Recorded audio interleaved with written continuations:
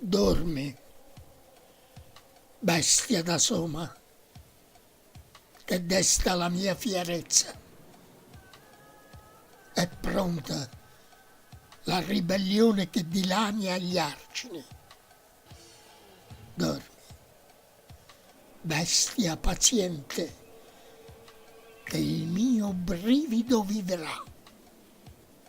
Dall'ira lo farò sulla pelle marchiare, dalla sofferenza nutrire. Dormi, che il mio delirio vivrà e nel delirio l'avrò.